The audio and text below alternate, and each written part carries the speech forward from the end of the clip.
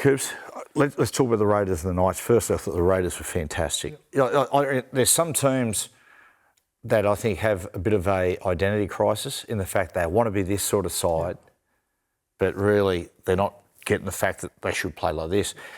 Canberra have no identity crisis. No. They go, this is the sort of side we are. We're tough. We're gritty. What they did against Newcastle, we're going to retain possession.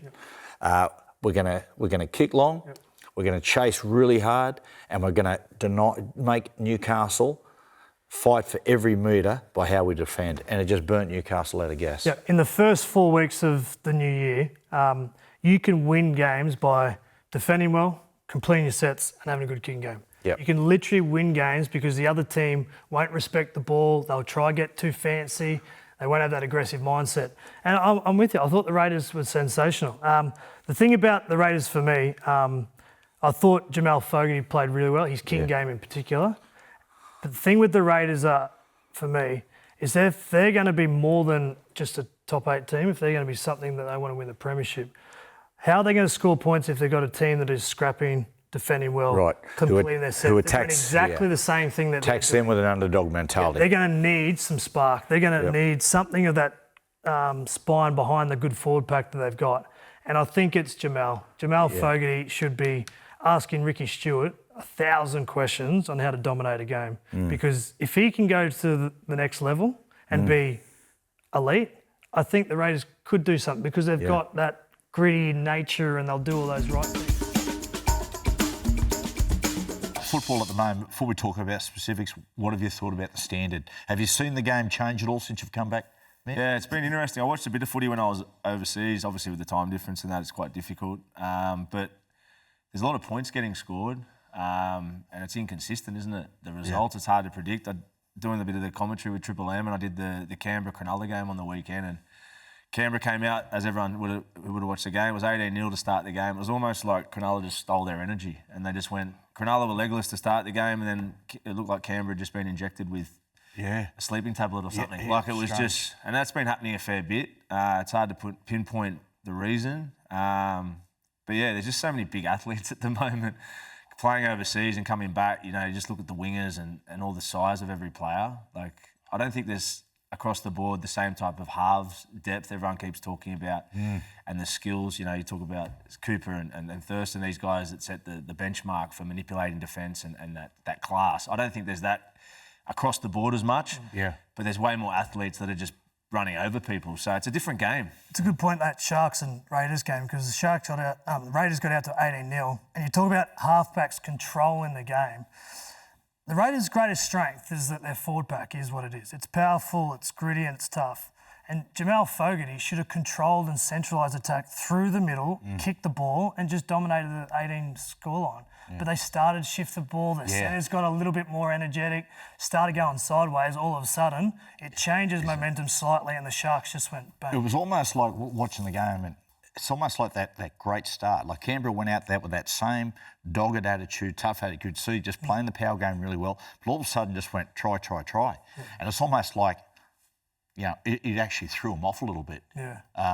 And I suppose when you get ahead 18-0 early in the game, sometimes you go, okay, now what do we do from here? Do we just keep going, or do we pull in a little bit? And as you said, rather than continue with what got them there, suddenly they'll start to hit the edges. And on the flip side, Hines starts taking a little bit of risk. He goes, we can't continue this way, otherwise it's going to be 24-0 in a few minutes. So he starts taking short sides. His kicking game starts kicking early, starts turning a bit of field position momentum. So, I thought it was a strange game. And as a half, it's difficult. It's probably the hardest thing in football to do, is to change momentum in your favour, good or bad, right? Like, it's hard to do. Yeah, I thought Hines was awesome the other night. Trindle as well. They've obviously got the better halves, I thought. Once they got their foot in the door, they started to come up with a bit more shifting the momentum. But the Raiders, you're on the coaching staff last year, having a hell of a season. Myself and Coops have had this yarn here. They don't have an identity problem. No. They know exactly what sort of side they've got to be. That was, I tell you, he was really impressed me. And he pulled off a play right at the back end of the game. Young Ethan Strange. He's coming on leaps and bounds. He is. Well, he's got good people around him. You know, Big Papa and Taps, and then you got Jamal. I think that's the art for these young kids to come in and just feel the comfort of being able to play. And yet we're seeing how Ethan can play now because he's probably not having to overthink. He's in there just playing a real simple role, but also too, like you said, the identity of the team.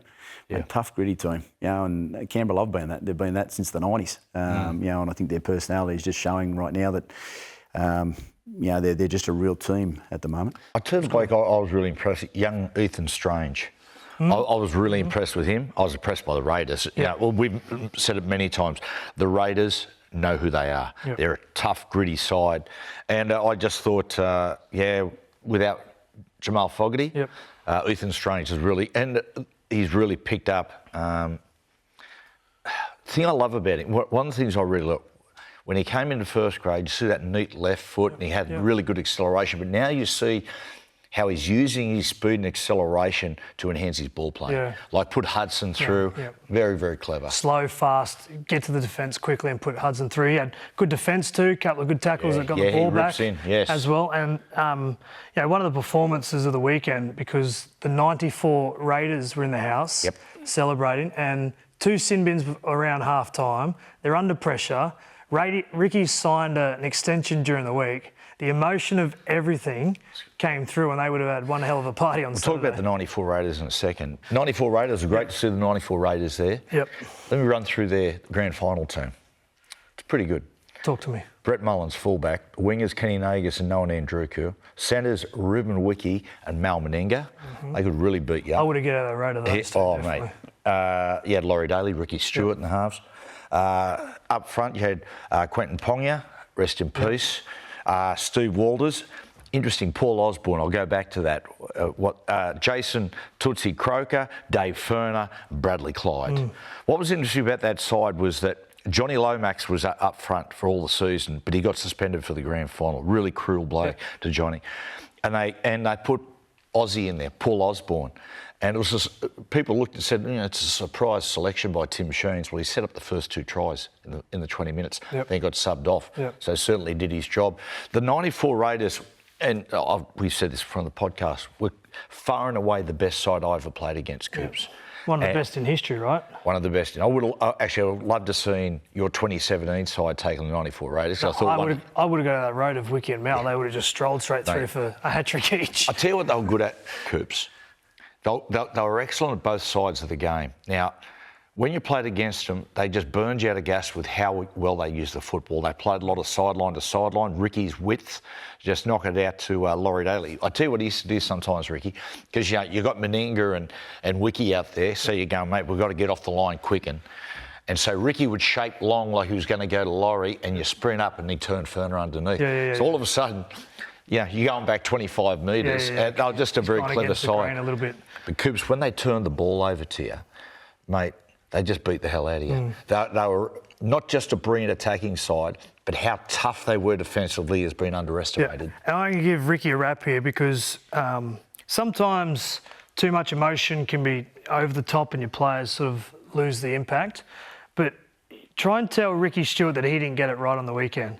His team had 2 sin bins around half time. His team's down, the Bulldogs scored multiple tries in that period. He's in at half time. He's got the 94 Raiders in the back of his mind. He was a part of it.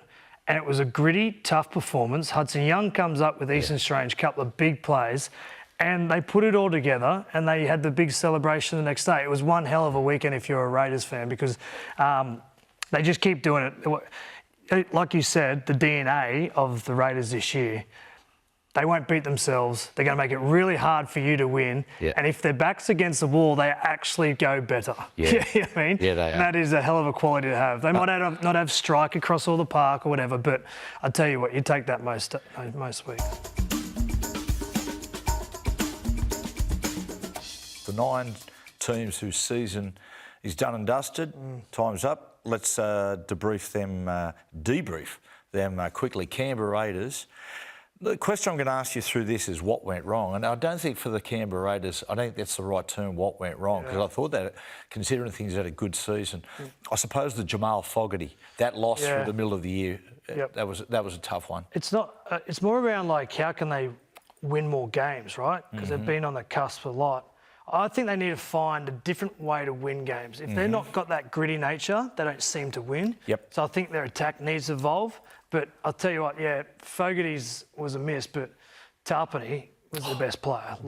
By one. Country mile. Going forward next year, I've got them in between 6 and 10, probably around the same spot. A couple of extra wins will push them into the 8. Well, that's why they need to find different ways to win. Yeah. Because if they lose a couple of those games by 2 or 4, they need some more firepower to score those points.